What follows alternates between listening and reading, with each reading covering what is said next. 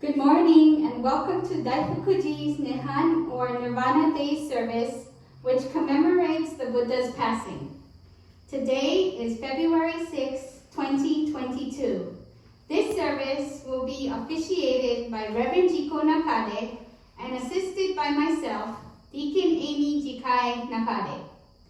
Our great compassionate teacher, Buddha Shakyamuni, was 80 years of age when he passed away on the 15th of February in the Sala Grove near the Badha River outside Kushinagar, India, near the border of Nepal. For 45 years, the Buddha had walked along the dusty roads of India, giving teachings to people from all walks of life. Over 2,000 years after his passing, Buddhists around the world remember his pari-nirvana and renew their resolve to practice his teachings. Let us now enjoy a moment of zazen or silent meditation.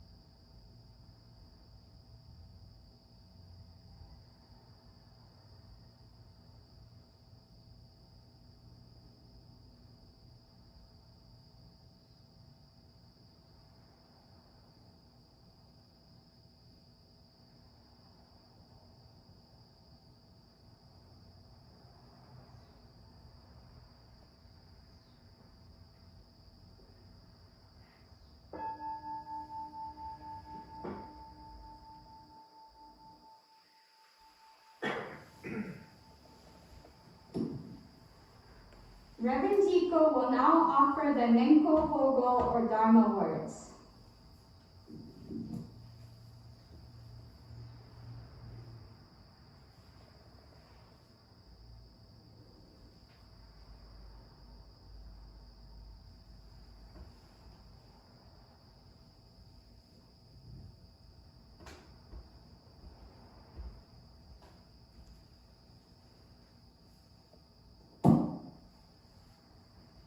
On the 6th day of February, in the year 2022, the Daifukuji Sangha pays homage to our great teacher, Shakyamuni Buddha, in commemoration of his pari-nirvana in a Sala Grove in Kushinagar, India, more than 2,500 years ago. How truly grateful we are for the Buddha's teachings, which free us from the tangled net of suffering and sorrow.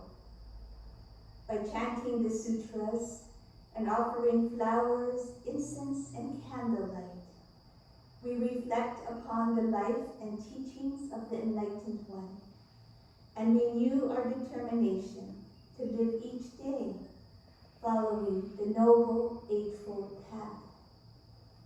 We take refuge in the Buddha, the Dharma, and the Sangha. Namu Kie Butsu, Namu Kie Ho, Namu Kie So.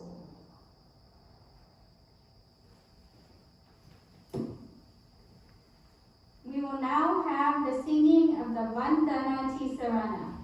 The words are on page 17 in the Sutra Gatha book if you own a copy.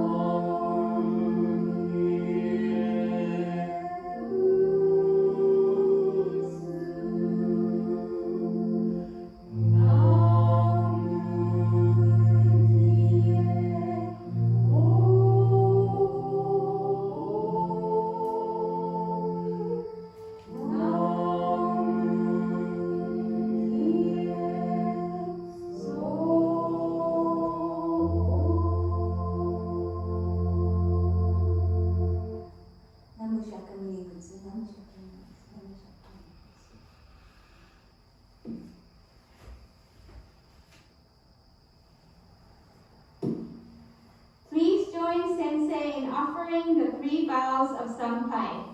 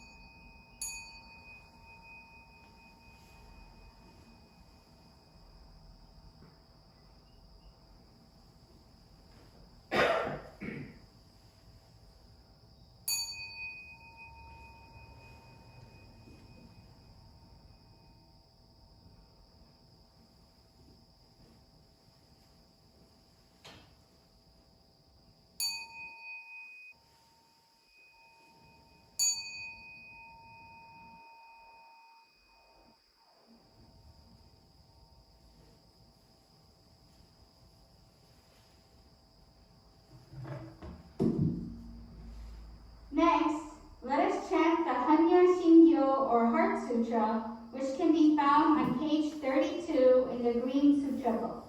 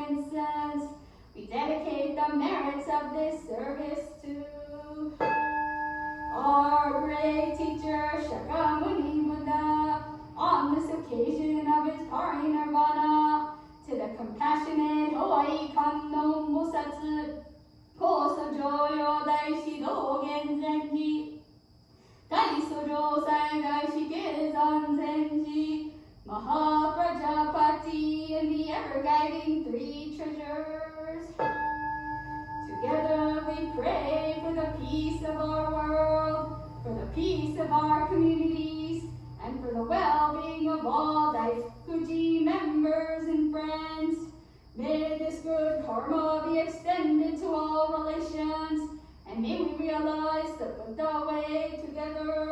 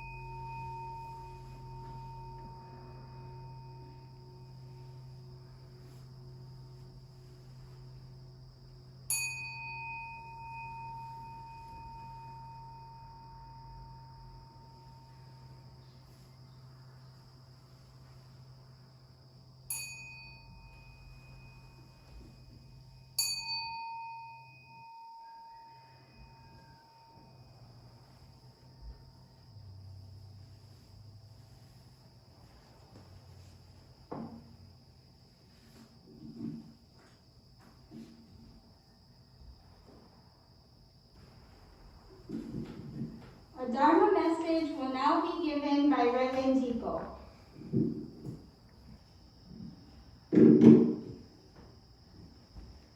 Good morning, everyone, and aloha. Thank you so much for joining us via Facebook this morning. We really appreciate all of you being together for this Nehan-e service. And we are hoping that we will be able to again reopen the temple in the near future so that we can have some of you here in person. It's been a very long journey through COVID. In 1988, when my daughter Amy was 2.5 years old, she came over to me in her pajamas and said, "Mommy, I have something to tell you." Then she leaned over and whispered in my ear. This is what she said. "Breathing in, I calm body and mind. Breathing out, I smile. Dwelling in the present moment, I know this is a wonderful moment." 3 decades later, I remember that moment clearly. How amazed and delighted I was by my little girl's recitation of one of Thich Nhat Hanh's mindfulness verses. This Vietnamese Zen teacher, poet, and peace advocate, who was just becoming known in the United States, had entered the life of my family. In fact, the story about Amy, which I just shared, was included in a book called Dharma Family Treasures, Sharing Buddhism with Children. My husband, Amy, and I were fortunate to have been living in Berkeley, California back then, when Thich Nhat Hanh's first books were being published by Parallax Press in Berkeley. I remember reading one of his early books called Being Peace, and knowing immediately that I had found a wonderful Dharma teacher whose teachings spoke to me, a young mother with a little child at home and a husband in graduate school. I remember reading in Being Peace these words: if we are peaceful, if we are happy, we can blossom like a flower, and everyone in our family, our entire society, will benefit from our peace. And these words: life is filled with suffering, but it is also filled with many wonders, like the blue sky, the sunshine, the eyes of a baby. To suffer is not enough. We must also be in touch with the wonders of life. They are within us and all around us, everywhere, anytime. Who was this Buddhist teacher whose words were clear and refreshing, alive and full of wisdom and compassion? Who was this teacher who spoke directly to my heart, rekindled my appreciation of the Dharma, and gave me guidance in mothering my little child? Who was this teacher whose words were simple, calm, and poetic? I knew then that he would be one of my great teachers in this life. Then I heard that Thich Nhat Hanh was going to speak at a small theater in Berkeley, and decided that I needed to be there. What I vividly remember is how soft his voice was. When he began speaking, I remember thinking, I wish someone would turn up the microphone volume. His voice, so gentle and quiet, was like a breeze rustling the leaves of the bamboo. And by the way, someone did go up and turn up the mic volume, much to my relief, and I'm sure the relief of everyone else in the theater. For I needed so much to hear what this gentle monk had to say.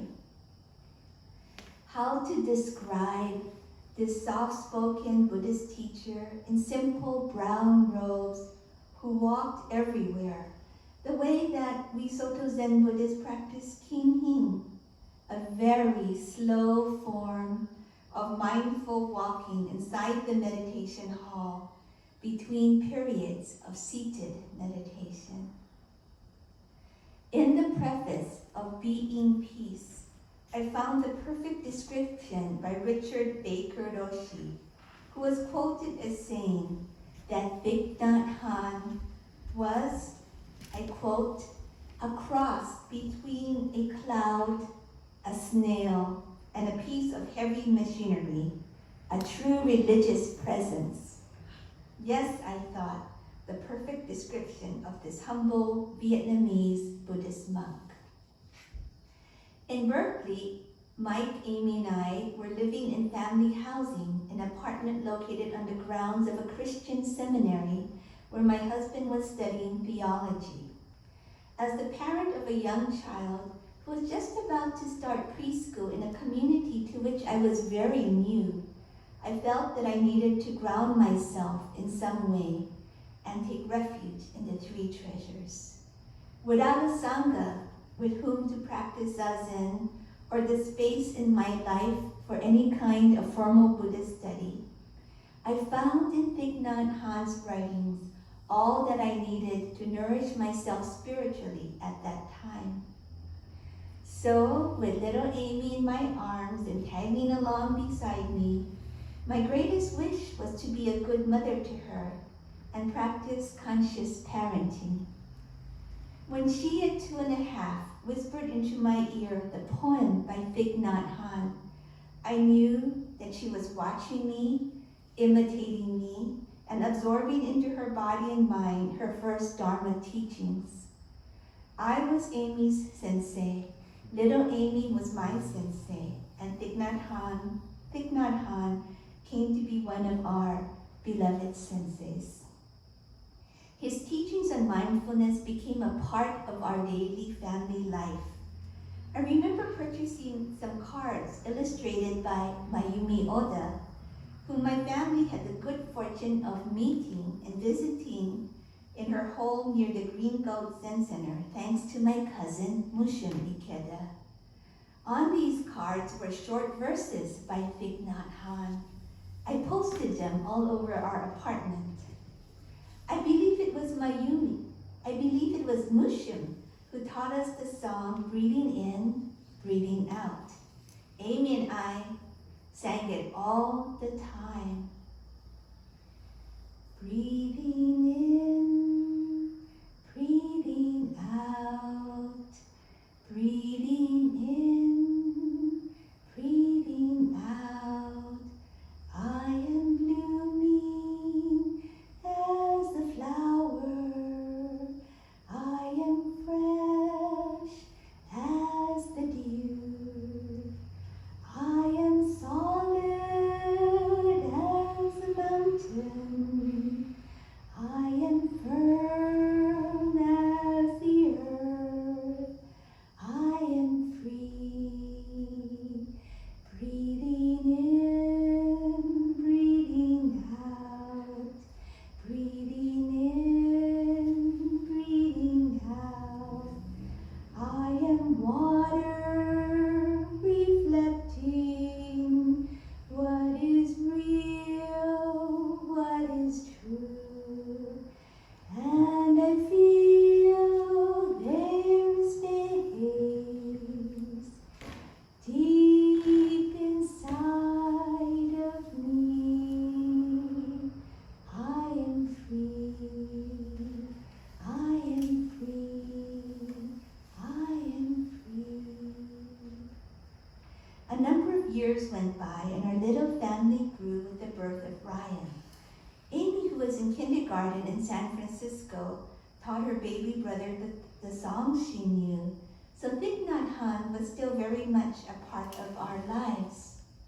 When our family moved to Kona to take care of my mom, Tutu Mildred, I began helping our minister at Daifukuji, Reverend Ryuji Tamiya, with the children's Sunday School Dharma program, and we brought in the songs and verses of Thich Nhat Hanh to teach the children. Grateful that Tamiya Sensei was not only very open-minded, but he also deeply appreciated Thich Nhat Hanh's teachings.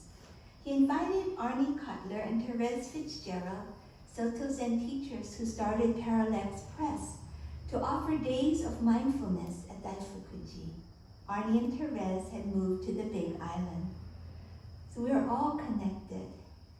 Being of the Soto Zen tradition, we introduced the children to the practice of Zazen, sitting in silence, and taught them to pay attention to their breathing.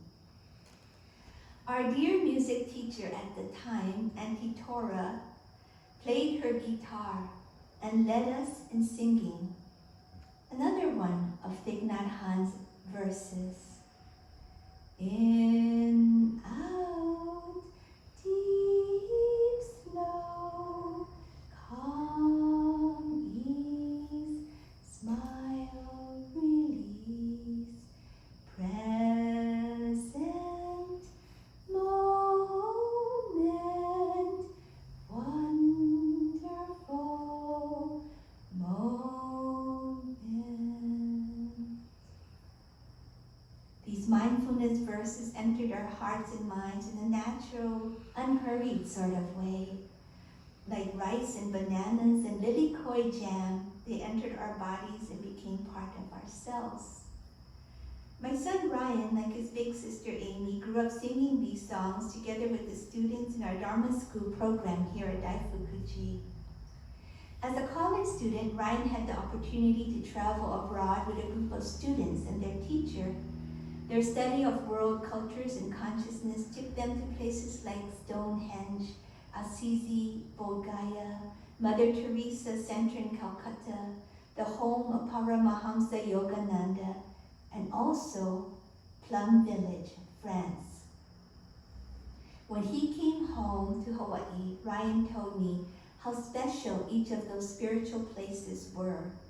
He also said that when he entered the meditation hall at Plum Village, the monastery founded by Thich Nhat Hanh, and heard their Sangha singing breathing in, breathing out, and other songs from his childhood Dharma classes, he said he started to cry. In fact, I believe he said to me, "Mom, I started to bawl right there in the meditation hall at Plum Village." With tears flowing down his cheeks, he said that far away from his home in Hawaii, he felt he had come home right there in Plum Village, France, among the Sangha of Thich Nhat Hanh. I know, and probably you also know, that my need to talk about Thich Nhat Hanh stems from his recent passing on January 22nd in Vietnam. He was 95 years of age. During the days following his passing, I watched on YouTube the various ceremonies held each day by his community of monks and nuns and lay followers in Vietnam, in Plum Village, and in the United States, and felt deep, deep gratitude for this extraordinary Buddhist teacher who touched my life, my family's life, and the life of countless others. I felt a need to grieve together with our global Mahasangha around the world. I realized that although we are Buddhists belonging to various traditions, we are one global Sangha taking refuge in Buddha, Dharma, and Sangha. Thich Nhat Hanh had brought us all together in harmony and oneness. While listening to and watching the gentle, soft-spoken monks, nuns, and lay people of the various Thich Nhat Hanh Sanghas, chanting, singing, bowing, and moving about mindfully, vowing to carry on their teacher's legacy of compassionate service, I also tuned in to what was happening around the world at the same time. The continuing suffering caused by coronavirus, the threat of war in Ukraine, the threats to our democracy here at home, and the contrast was stark, eye-opening, and somewhat disturbing. Then I remembered my little girl's voice whispering in my ear 30 years ago in Berkeley. Breathing in, I calm body and mind. Breathing out, I smile. Dwelling in the present moment, I know this is a wonderful moment. Thank you, great beloved teacher Thich Nhat Hanh. Thank you, Amy. Thank you to our great global Sangha across the planet and to all who practice being peace.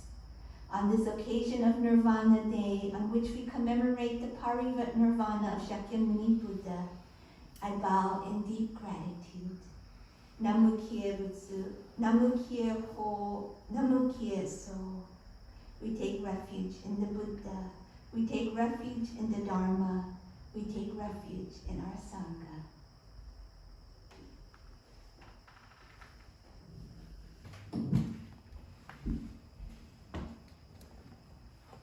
Next, we will sing Nirvana Day, the English translation of the Gatha Nehan-e. The words can be found in your program or on page 214 in the Green Sutra and Gatha book.